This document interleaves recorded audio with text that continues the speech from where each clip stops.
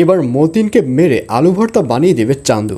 বিস্তারিত জানতে সম্পূর্ণ ভিডিওটি দেখতে থাকুন। হোয়াটসঅ্যাপ গাইস, সবার কি অবস্থা? হাজির হয়ে গেলাম দীপ্ত টিভির নিবেদিত বকুলপুর সিজন 2 এর 779তম পর্বে কী সব ঘটতে চলছে তার অগ্রিম খবর নিয়ে। এই পর্বে আপনারা দেখতে পারবেন গুড্ডি সাহেবের ওয়াইফ যখন জানতে পারবে যে সেদিন রাতে গুড্ডি লীলাবতীর সাথে দেখা করতে গিয়েছিল, ঠিক তখনই গুড্ডিকে ঘরের মধ্যে আটকে ফেলবে। আর এই ব্যাপারটি খেয়াল করে উগান্ডাকে দেখা যাবে সে দিবাকে ফোন করবে।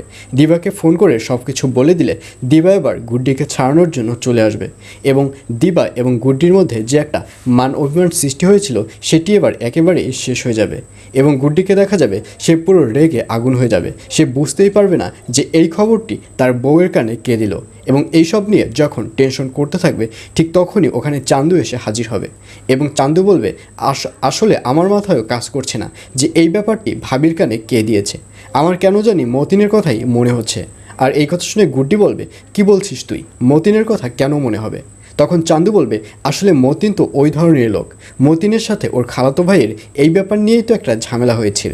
আর অন্যদিকে আমরা যদি উগান্ডার দিকে তাকাই তাহলে উগান্ডা ও রুহির মধ্যেও কিন্তু এই মতিনই ঝামেলা পাকিয়ে দিয়েছিল।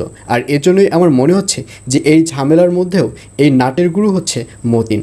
আর এইসব কথা শুনে গুড্ডি বলবে, ও আচ্ছা তাই বুঝি, তাহলে মতিনকে যেখানে পাবি সেখান থেকে ধরে নিয়ে আসবি।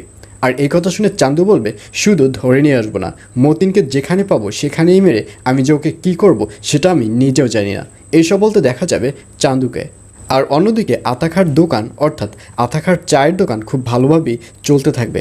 তবে খলিলকে দেখা যাবে সে ঢাকায় পলাতক হিসাবে থাকবে, কারণ খলিল যে আতাখার দোকানে আগুন দিয়ে পুড়িয়ে ফেলতে চেয়েছিল এই ব্যাপারটি তো এবার গ্রামের সবাই জানে এবং এই ব্যাপার নিয়ে যদি খলিলকে গ্রেফতার করা হয় তাহলে তো খলিলের মান সম্মান সব কিছুই চলে যাবে। আর এর জন্য খলিলকে দেখা যাবে সে ঢাকায় পালিয়ে থাকবে। আর অন্যদিকে রকেটকে দেখা যাবে সেবার সুলেমান মৃধার কাছ থেকে পলানোর আগে সুলেমান মৃধার পকেট মেরে পালাবে। অর্থাৎ সুলেমান মৃধার পকেটে যে টাকা পয়সা ছিল এবং ঘরের মধ্যে যে টাকা পয়সা ছিল সব কিছু নিয়েই পালাবে। আর এজন্যই সুলেমান মৃধাকে দেখা যাবে সে সব জায়গায় রকেটকে খুঁজতে থাকবে, এমনকি লীলাবতীর কাছে গিয়েও রকেটের ব্যাপারে খোঁজ নেবে। কিন্তু লীলাবতী বলবে, রকেট কোথায় সেটা আমি জানি না। আর এছাড়াও থাকবে আর আশ্চর্য সকল ঘটনা। সুতরাং সবাইকে মাস্টারপির জন্য নাটকের আগামী পর্ব দেখার আমন্ত্রণ রইল।